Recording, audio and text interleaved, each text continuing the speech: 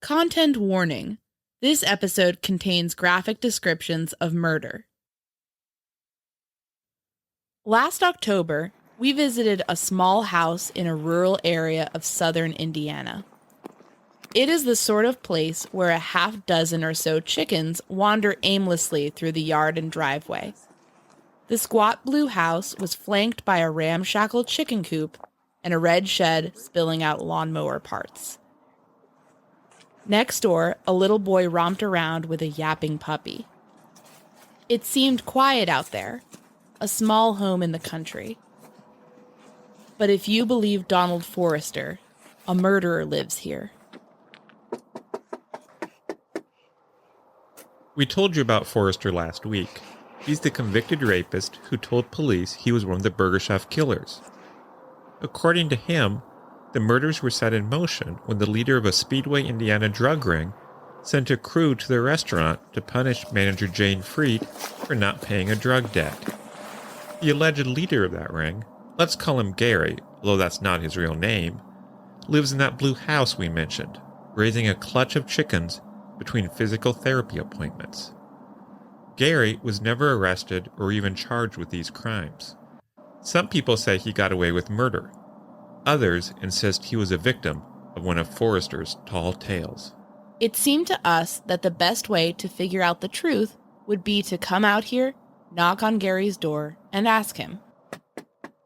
We couldn't quite see him inside on any of our visits, but it certainly looked like someone was home during the few times we knocked on his glass-paned door.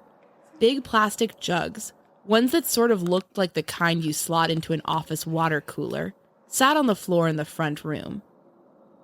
On our last call, which took place after nightfall, we saw the lights of a television flicker across the window furthest from the front door. But Gary never answered our knocking. If we wanted to find out the truth about Forrester and his claims, we would have to look elsewhere.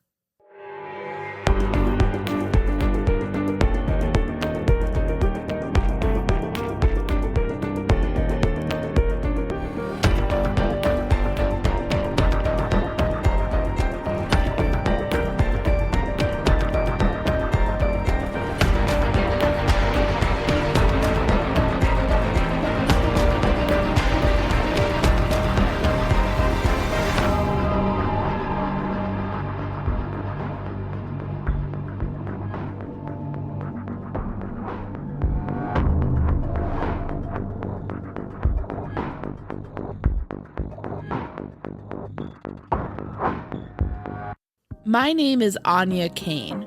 And I'm Kevin Greenlee. And we're the Murder Sheet. We'll be taking a multi-part look into the Burger Chef murders. We'll be presenting you with a new theory about what happened each week as part of our mini-series, You Never Can Forget. On a weekly basis, you're going to hear from figures you've never heard from before. You're going to hear about facts that you never heard before. And hopefully, you'll walk away with a better understanding of the sheer complexity of this awful crime. We don't just rely on what we've been told or what we've read. We've worked this case ourselves. We decided to do this podcast so we can tell you what we've learned and even clear up a few misconceptions. In this mini-series, we will give you the top theories about this crime. After we finish covering the Burger Chef case, the Murder Sheet will continue to investigate different restaurant-related homicides for the rest of Season 1. Some of the information we are sharing with you this week about the Marion County investigation of Donald Forrester comes from the reporting Dan Luzader did on the case back in the 80s for the Indianapolis Star. If you are interested in this angle of the case, Luzader's articles are well worth reading. We're the Murder Sheet, and this is You Never Can Forget, The Confessions.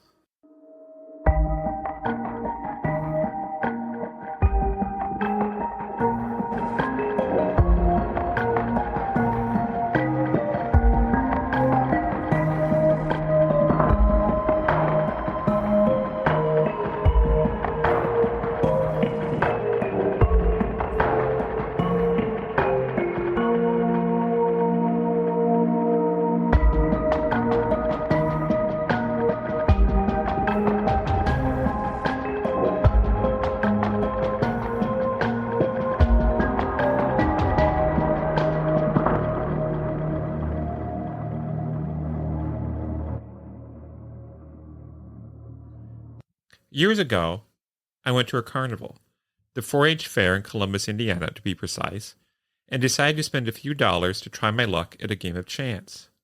It was called Bowler Roller. The player has to try to roll a bowling ball up a slightly inclined ramp. If you hurl the ball with too much force, it'll speed over a bump in the ramp, and you lose. If you sling the ball too softly, it'll roll back down the incline towards you, and you lose. I lost, but just barely. It seemed to me that if I tried again, I would surely do better and win the prize, a big stuffed animal and bragging rights. So I paid more money for another chance. And I lost again. But I came so close to winning that I couldn't resist trying yet again. And so I did. Over and over again. I never stopped to think that the game was designed not just to make people lose, but to also make them think that they nearly beat it. This encouraged dupes like me to keep on playing, even though we were destined to lose. I ended up going through quite a bit of money that day, and, not surprisingly, came home empty-handed. I remember that day often when I think about Donald Forrester. Last week, we told you about how Forrester came on the radar of Mel Wilsey of the Marion County Sheriff's Department around 1985. While serving a 95-year sentence for rape and kidnapping, Forrester told investigators that he had information on the Burger Chef murders. Over time, Wilsey began to suspect that Forrester knew much more than he was saying, that he actually helped commit the murders. And more than once, Wilsey and his team thought they were close to proving Forrester's guilt. So close, they couldn't possibly give up. We discussed one of those occasions last week, the time when law enforcement went through Forrester's septic tank, sifting for shell casings he claimed were recovered from the crime scene. They found 3. 2 of them were .22s, which did not match the caliber of the murder weapons. The third may have been a .38, which was the correct caliber, but it was too degraded to match to any specific weapon. This was not a win, but it felt like it was close to one. The Marion County team never found anything to confirm the story Forrester told, but they never found anything to categorically disprove it either. So they kept working the case. There was even another dig after the septic tank episode. Forrester told the police that bloody clothes worn by the killers were buried in the yard of a house in Speedway, Indiana. After he identified the home, law enforcement excavated the yard and found nothing.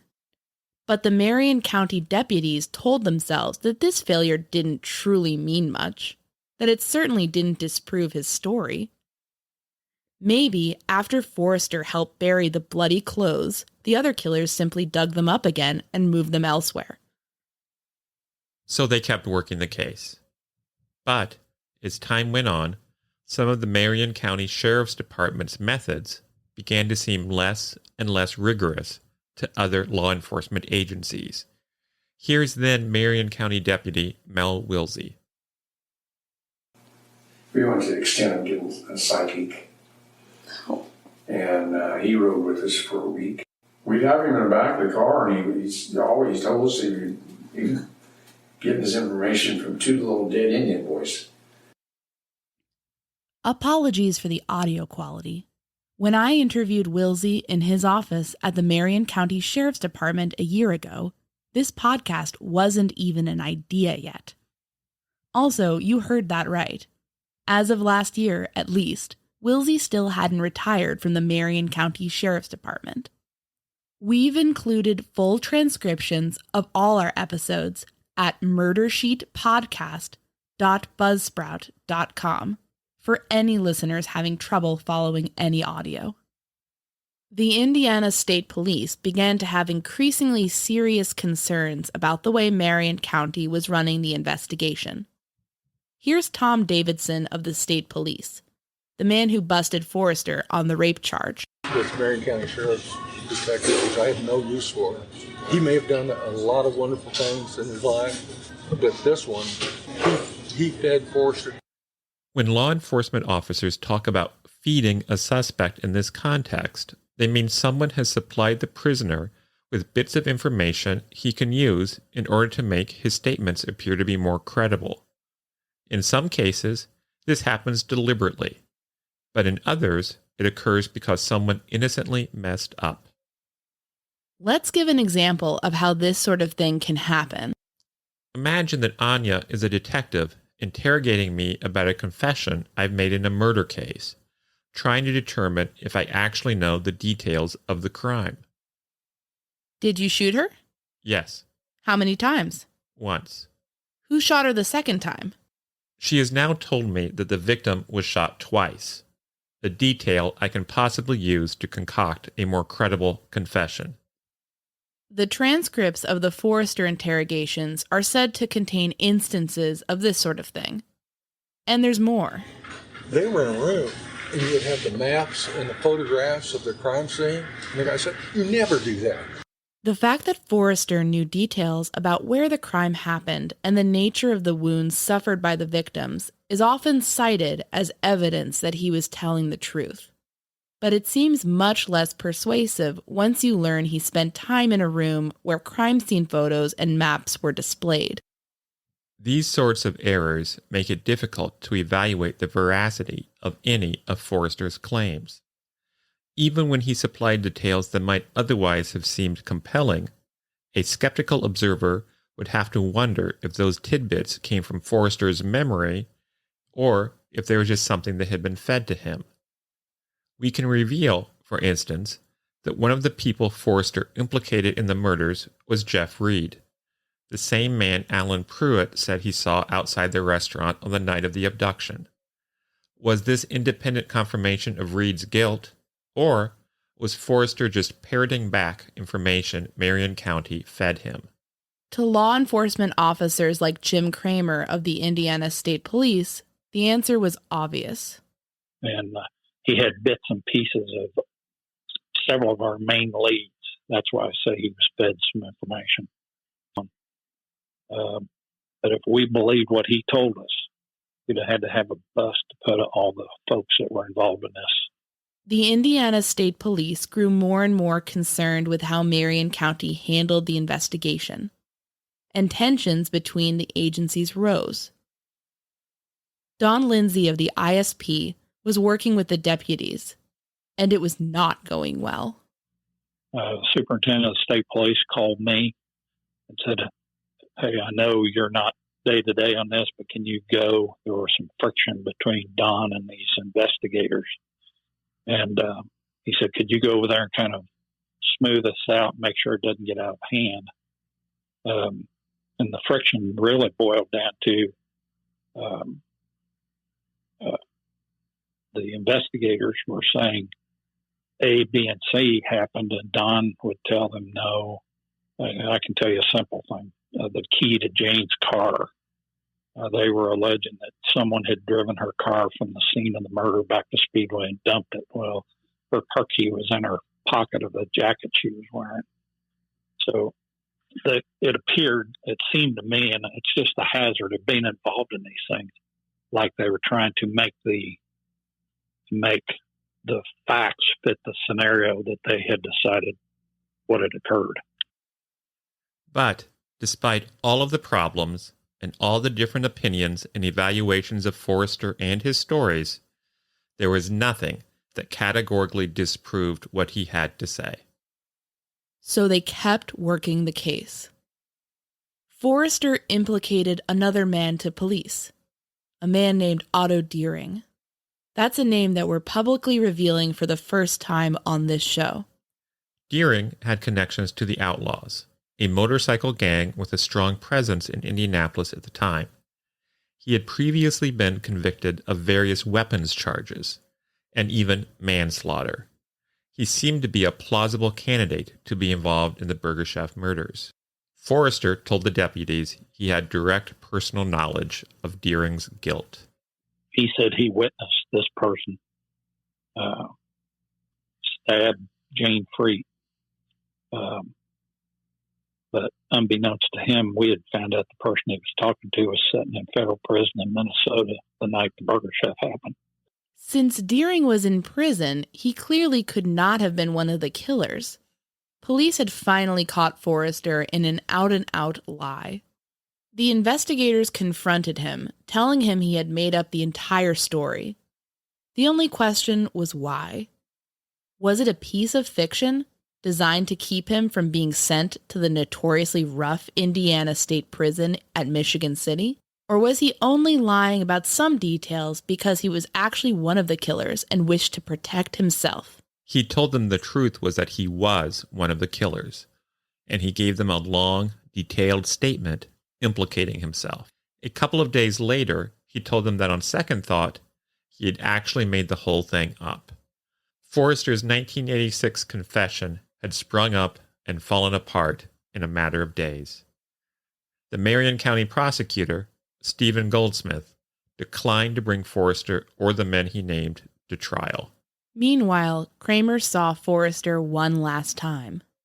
And I gave him every opportunity to confess, to be a man and either tell us that he made all this up or that he was involved. And I told him, I said, you don't have the intestinal fortitude to come forward with the information. And he didn't know what that meant. I told him I thought he was a coward. And immediately you could see him kind of swell up. And he said, I'll tell you one thing. If you send me back to prison, you'll never solve this case.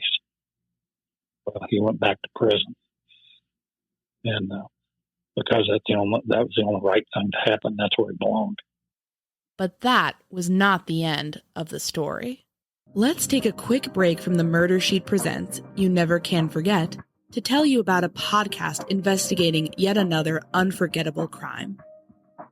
The Orange Tree is a 7-part series about a 2005 homicide that happened near the University of Texas at Austin. The murder of 21-year-old Jennifer Cave, who was shot, dismembered, and left in a bathtub at her friend Colton Petoniak's apartment, continues to haunt the area to this day. Like the Burger Chef murders, this case features plenty of twists and turns, including Colton's flight to Mexico with another UT student, Laura Hall. Both were later convicted in connection with the crime, although Colton has continued to appeal his verdict and claim innocence. The business student turned convicted murderer now says that he doesn't even remember much about the night Jennifer died. The Orange Tree is reported on and produced by Haley Butler and Tanu Thomas, who were both seniors at the University of Texas when they started this project. Together, Haley and Tanu strive to piece together this tragic story in an in-depth podcast that features audio from courtroom scenes and interrogation rooms, prison phone calls, and exclusive interviews with both the perpetrators and the victim's family. You can binge all 7 episodes of The Orange Tree today on Apple Podcasts or wherever you listen to podcasts. And now, back to the murder sheet. A couple of years after being taken to the prison at Michigan City, Indiana, Forrester reached out to Wilsey once more. He used the phone and called me. And wanted me to come up and see him. He said he wanted to tell everything and get everything off his chest. I couldn't believe it. I thought, well, why are you doing this now? Yeah. So Maxie and I and another detective went up there with cameras and movie VCR things to record. Makes and we sense. did. Yeah. And the statement was probably an hour and a half. And we videoed it. He went through everything in detail. A few years ago, I was part of a team that obtained a copy of the statement Forrester gave to police in 1989. We shared that material with a local podcaster who assured us he would keep it confidential. But he broke his word and included it on his podcast.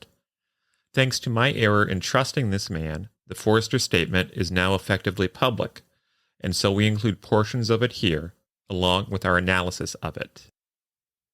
The audio from the tapes is pretty quiet, so we apologize if anyone has trouble listening. Remember that you can follow along with our transcripts at murdersheetpodcast.buzzsprout.com. You mentioned that you wanted to admit your guilt in killing two of the people at the burger chef. Which burger chef you referred to? Burger chef and Speedway. Officer Road. When was this? November 27, 1978. November what? 1978. Witnesses seeing people's faces after one person was going to get abducted and killed for not paying for the drugs that he got. How many of you went to the burger chef that evening? The Speedway, Indiana? Two in a car and two in a blue van. Which were you riding in? Blue van. Can you tell me who was with you in the van? In this statement, for reasons of his own, Forrester refused to provide the names of his alleged accomplices, but he had given that information in his earlier interactions with Wilsey. Approximately, if you remember, what time did you go to the burger chef that evening? Day or night? Nighttime. It's nighttime. It was 2.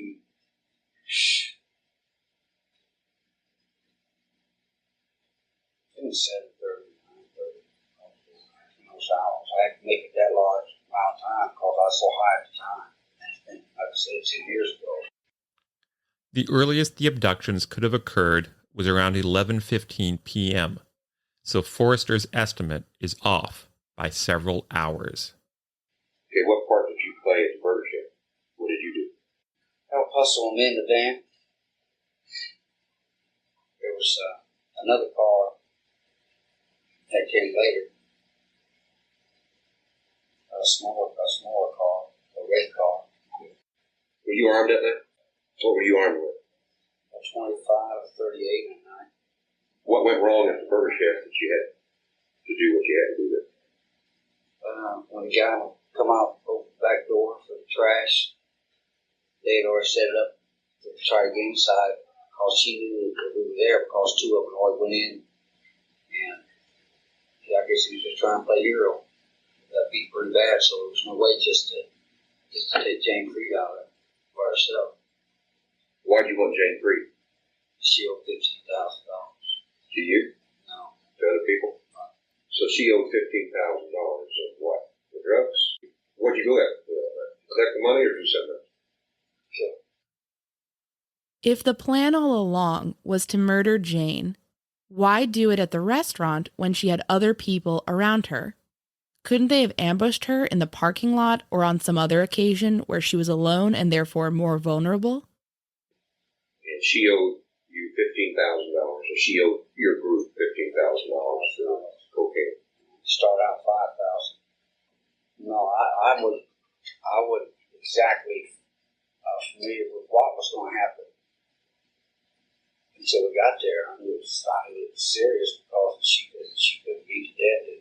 That she had already gone up right then. And I know her brother, he didn't want to accept any of the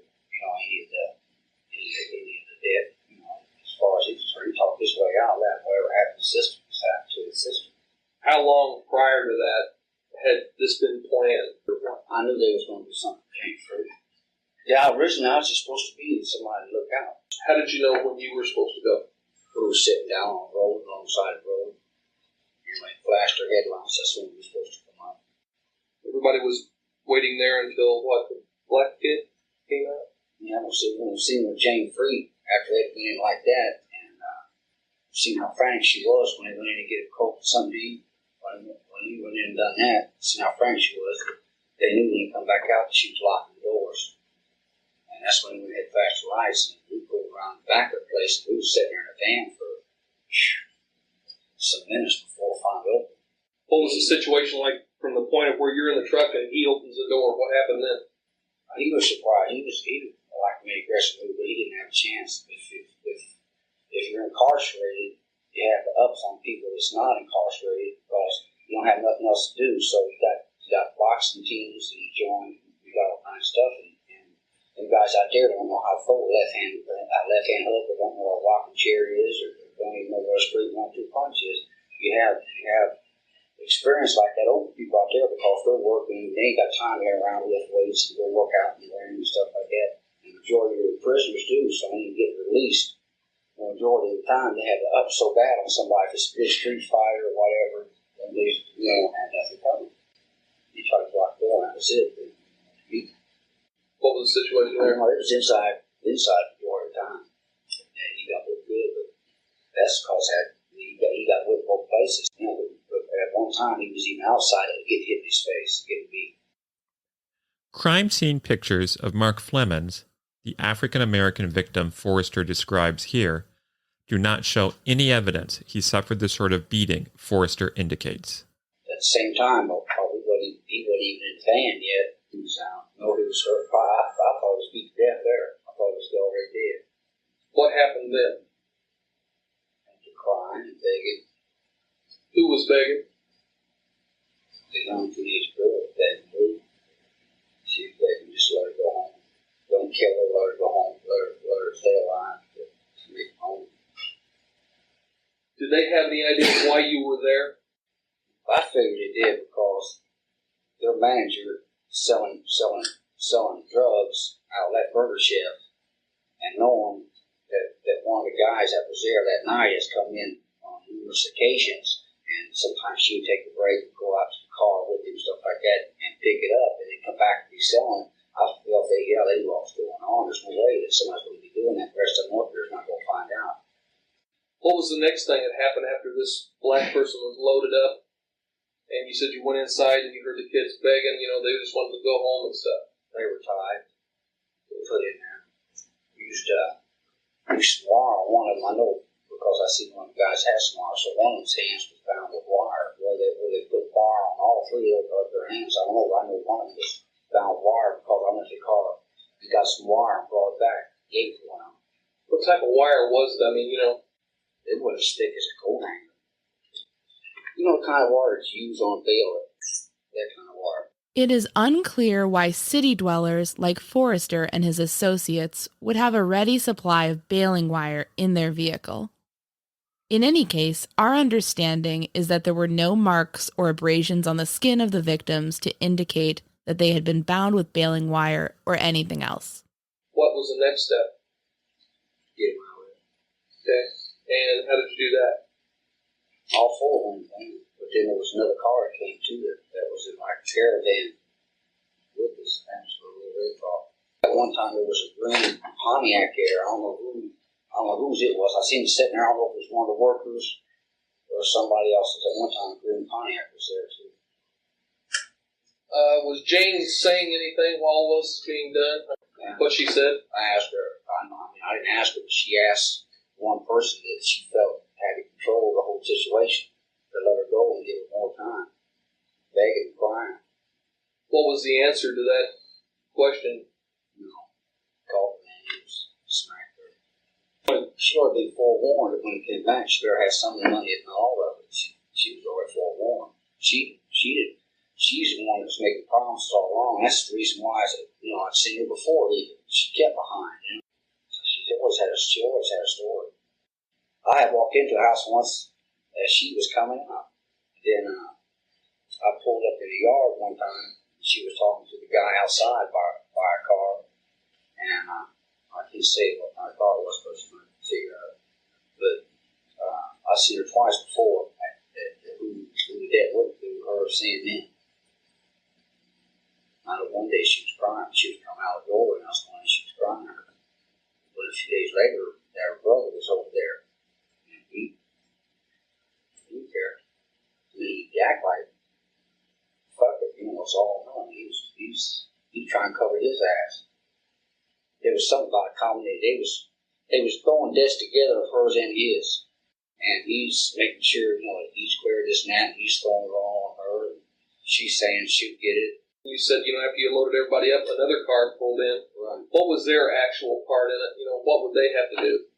They just followed it like a caravan, so nobody else would get behind to get any license plate number or get in to where they might be able to see what something's going on in the van. Did have a chance something would go wrong or something happened, or where somebody might be able to see one of their faces or something, which It didn't work out like that. They should have been worried about that. Mm-hmm. But they were.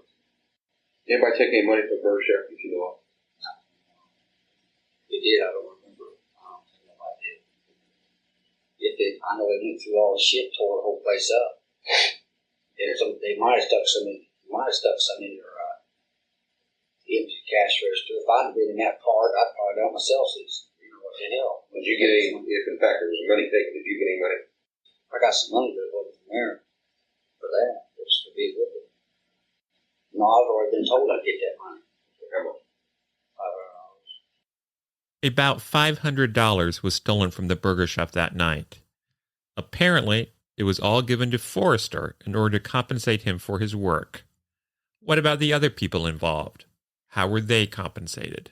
Anything happened to Jane Freed's car?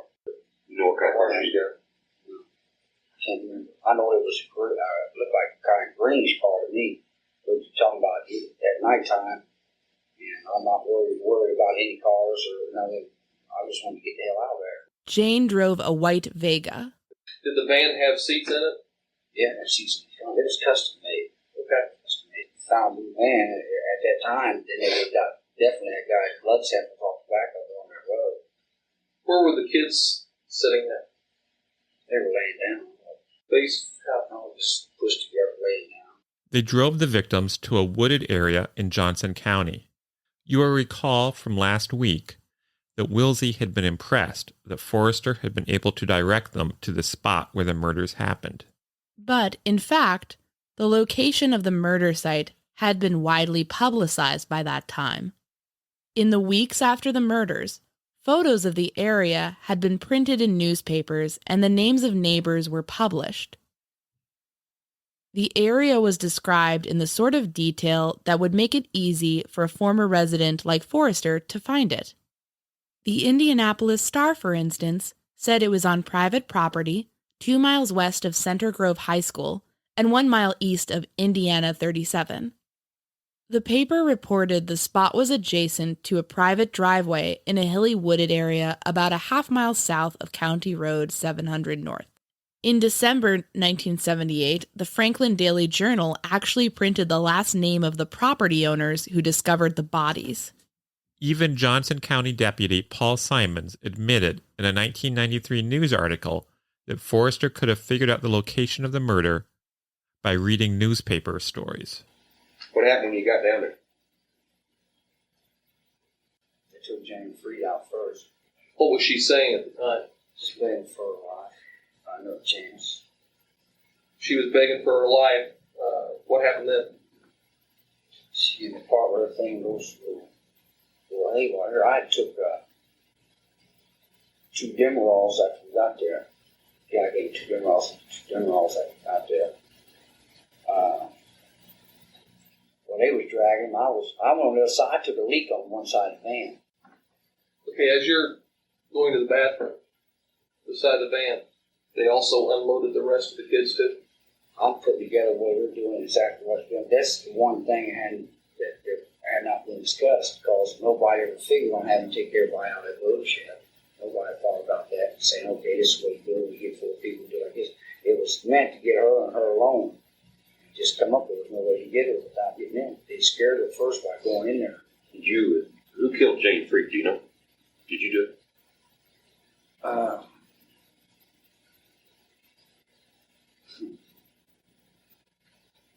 Who hurt Jane Freed? Let me put it that way first. Did you? Or did someone else? I stabbed one. You stabbed Jane Freed? Now you know who Jane Freed is. You've already said that. Did you stab her?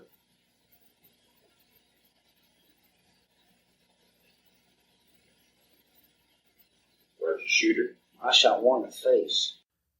2 of the burger chef victims were shot in the back of the head. Neither of them were shot in the face. I stabbed one, I shot one. I shot off about 3 shots, hoping. All right. I stabbed one and the handle fucked up on it. Come loose. How many times did you stab Jane Freed? If you remember. Or did you just stab her once? I stabbed one just one time. Where'd you stab her at? low, down low, and a stab. One, she kicked her legs because she was trying to kick the knife I had in my hand, and that's why my stab was low. Okay. Because the legs, kicking the legs. Jane was not stabbed down low or anywhere near her legs. She was stabbed twice, both times in the heart. Now, Forrester describes the location of victims Ruth Shelton and Danny Davis. Yeah, they were the two together, but not close, just feet a couple of time. Couple of feet. Yeah, they was there together. Actually, Danny and Ruth lay so close together they were nearly touching. Forrester insisted that this was never intended to be a quadruple homicide. You just went too far, there's no way to back out of it. I mean, if you just kidnap somebody and take them somewhere else, that's a pretty big charge nowadays. Some years out of that, especially after you've already harmed them. One guy's already been beat pretty bad. I mean, they're looking several years anyway, so they didn't have anything to lose. Some of the charges, if that's committed, if you kill a person, you get less time. Wilsey shared this 1989 Forrester recording with the legal community in hopes that they would choose to pursue charges against Forrester. And we had a meeting with Goldsmith, who was the prosecutor, Dave Cook, who was probably going to be the next prosecutor here, Sheriff McAtee, who was the sheriff here at that time, Johnson County prosecutor, Johnson County Sheriff's Department. And we took this video and played it for everybody. Okay. And they all felt that he was the guy. Sometime frame after that, and I don't remember, they called me in the sheriff's office with Goldsmith and said that they were concerned that he was going to recant again and they wouldn't prosecute because he was already doing 95 or 99 years. I said, what about the family? The press accounts at this time don't quite line up with Wilsey's recollection. According to the Indianapolis News, Sheriff McAtee said that none of Forrester's story matched up with the physical evidence at the crime scene. He said as far as he was concerned, the Forrester matter was closed for good. The Franklin Daily Journal quoted Detective Bill Smith of the state police as saying that Forrester was just lying again. So, that's how it ended. Wilsey always said that Forrester never asked for anything in return for his stories. But the convicted rapist did also vow that he would only talk to investigators if he was taken to the Marion County Jail. Forrester therefore bought himself a year and a half away from the state prison in Michigan City by dragging out his first confession. Forrester is rumored to have been the victim of sexual assaults while incarcerated in prison. The longer he told stories that kept the interest of the Marion County Sheriff's Department, the longer he could stay in the much safer confines of the Marion County Jail. In the run-up to his 1989 confession, sources tell us that Forrester's mental health was unraveling in Michigan City. He claimed to hear voices in his head. He claimed prison officials had implanted a device in his brain to control his thoughts. He was sent to the Westville Correctional Facility for several weeks until he agreed to take medication voluntarily. Forrester may have had a more calculated reason to lie. After his final confession fell apart, the convict told investigators that he'd been attempting to gain attention so that his rape conviction could be overturned. For Forrester, the confessions had represented a temporary respite, or even a chance to escape prison, at least on some level. But after his 1989 confession fell apart, Forrester went on to spend the rest of his life in the prison at Michigan City. In 2006, he testified against former Indiana State Trooper David Cam, who had been charged with murdering his family. Bizarrely, prosecutors and defense attorneys alike didn't seem to note who Forrester was and why he might have had a vendetta against the Indiana State Police, law enforcement, or just telling the truth in general. That same year, months before he died of cancer, Forrester sent out a meandering letter to Gary, the man we mentioned in the opening. Forrester, a convicted rapist who had twice confessed and recanted about an unsolved homicide, wrote that he believed Gary had informed the police that he was the guy who killed those people at the Burger Chef. He confessed to Gary that he'd tried to pin the case on him and apologized, writing, "I have asked God to forgive for putting you through all that." Even after Forrester's double confession went nowhere, the investigation into the murders continued. Next week, a special agent of the ATF makes a breakthrough. I thought, man, we've got the killer. And I remember standing in the marshal's office talking to him about charging him with murder in his jugular vein. I looked at it, it was about ready to jump out of his neck. Thanks for listening to this episode of The Murder Sheet Presents You Never Can Forget.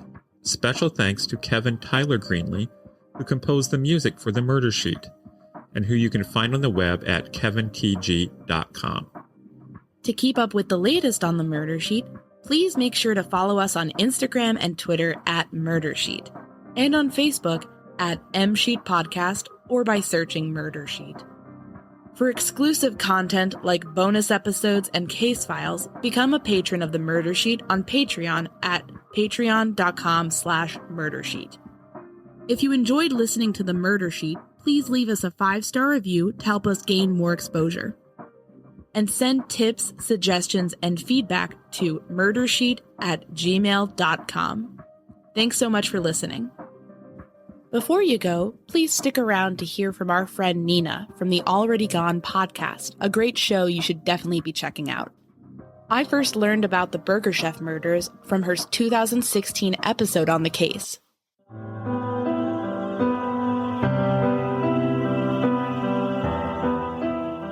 Murder, missing persons, unsolved mysteries. Already Gone explores lesser-known cases from Michigan and the Great Lakes region. I'm Nina Instead, the voice behind the Already Gone podcast.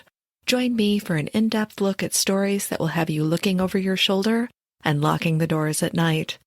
Find Already Gone on Apple Podcasts, Stitcher, or your favorite podcatcher.